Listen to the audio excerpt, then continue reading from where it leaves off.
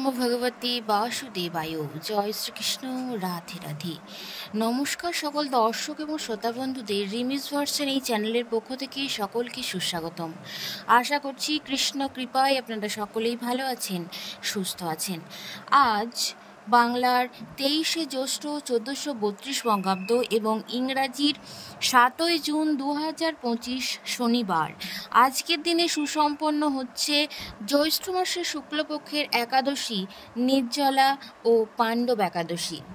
একাদশী তিথি আরম্ভ হয়েছে 21শে জ্যৈষ্ঠ রাত্রি 3:23 এবং এই একাদশী থাকছে 23শে জ্যৈষ্ঠ প্রাত 5:12 পর্যন্ত।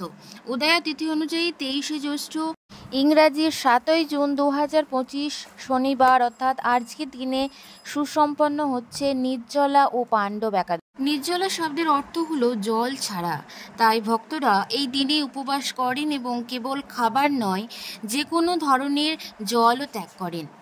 ভক্তরা কঠোর নিয়ম মেনে চলে এবং তাদের শক্তি সংরক্ষণ ও তাদের আধ্যাত্মিক শক্তিকে আরও গভীর করার জন্য পূজা, ধ্যান, নীরবতার মধ্য দিয়ে দিনটা অতিবাহিত। উল্লেখ্য আছে যে মহাভারতকালে এই একাদশীর ব্রত পালন করেছিলেন ভীম। এই নির্জলা একাদশীর পিছনে লুকিয়ে রয়েছে এক পৌরাণিক কাহিনী। আজকের এই পর্বটিতে এই নির্জলা একাদশীর ব্রতকথা সম্পর্কে আলোচনা করব।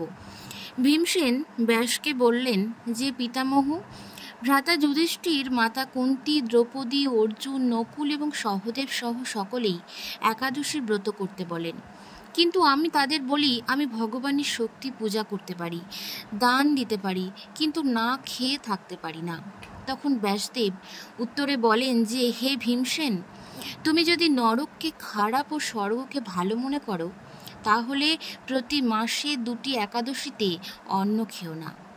ভীম বলেন যে পিতামহ, আমি তো আগেই জানিয়েছি যে আমি খিদে সহ্য করতে পারি না, তবে সারা বছরে কোনো একটি ব্রত থাকলে আমি তা রাখতে পারি, কারণ আমার পেটে বৃক নামক অগ্নি রয়েছে, যে কারণে আমি খাবার না খেয়ে থাকতে পারি না। ভোজন করলেও সেটি শান্ত হয়, তাই সম্পূর্ণ উপবাস তো দূরের কথা, একবেলাও অভুক্ত থাকা কঠিন। তাই এমন কোনো একটি ব্রত কথা আমাকে জানান যা সারা বছরে একবার করতে হয় এবং সেটি করলেই স্বর্গলাভ সম্ভব হয়। ব্যাস উত্তরে বলেন, হে পুত্র, বড় বড় ঋষিরা এমন অনেক শাস্ত্র ইত্যাদি তৈরি করেছেন যার সাহায্যে অর্থ ছাড়া শুধু পরিশ্রমের মাধ্যমেই স্বর্গ লাভ করতে পারেন। এই কারণে শাস্ত্রে 2 পক্ষের একাদশীর ব্রত মোক্ষ লাভের জন্য নির্ধারণ করা হয়েছে।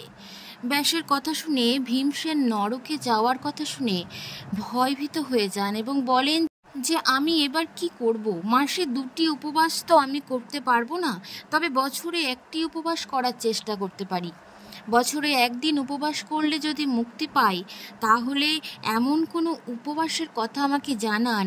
এটি শোনার পর ব্যাসদেব বললেন, বৃষ এবং মিথুন সংক্রান্তির মাঝে জ্যৈষ্ঠ শুক্লপক্ষের যে একাদশী আসে তার নাম হলো নির্জলা একাদশী। তুমি সেই একাদশীর ব্রত পালন করো। এই একাদশীর ব্রততে স্নান এবং আচমন জল ছাড়া অন্য কোনো জল তুমি স্পর্শ করবে না। এই দিন ভোজন করতে নেই, তা না হলে ব্রত নষ্ট হবে।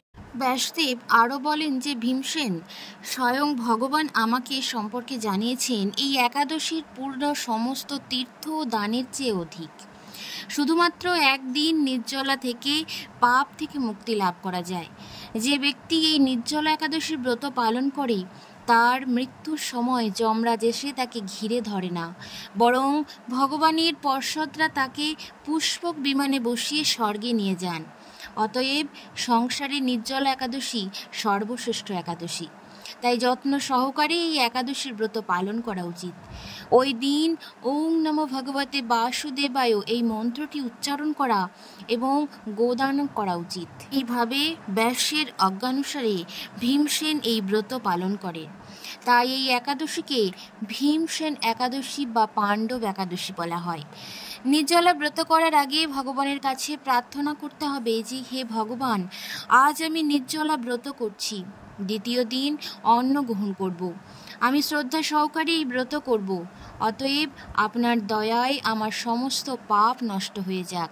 এই দিনে জল ভর্তি কলসি কাপড় দিয়ে ঢেকে সোনা সহ দান করা উচিত। তারপর ব্রাহ্মণদের ভোজন করিয়ে যথাযোগ্য দক্ষিণা দান করে আত্মীয়দের সঙ্গে বসিয়ে মৌনভাবে ভোজন করা উচিত। যে ব্যক্তি এই ব্রত পালন করে তারা কোটিবল সোনাদানের সমান ফল লাভ করে। যে মনুষ্য এই দিন অন্ন খান তারা চণ্ডাল সমান হয়ে থাকেন, অবশেষে নরকে যান। আবার যে ব্যক্তি নির্জল একাদশী ব্রত পালন করে তারা ব্রহ্মহত্যা, চুরি, মদ্যপান এই সমস্ত থেকে মুক্তি পায় এবং স্বর্গ যাত্রা করে। হে কুন্তিপুত্র, যে পুরুষ বা স্ত্রী শ্রদ্ধা সহ নির্জল একাদশী করেন তাদের এই কর্মগুলি করা উচিত। এই ব্রত মহাপুণ্যজনক, পুত্রপদ, সুখকর এবং ধন ধান্যদায়ক। যে ব্যক্তি এই ব্রত পালন করে তাকে যমদূতেও ছুঁতে পারে না। যে ভক্তগণ ভক্তি ভরে এই ব্রতকথা পাঠ করে বা শ্রবণ করে তারা নিশ্চয়ই স্বর্গ লাভ করে থাকে।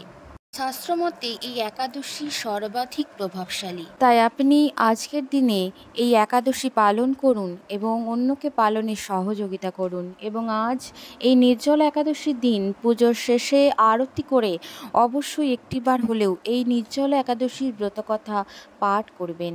যদি পাঠ করা সম্ভব না হয় অবশ্যই একটিবার হলেও সংসারের মঙ্গল কামনায় শ্রবণ করিবেন। জয় শ্রীকৃষ্ণ।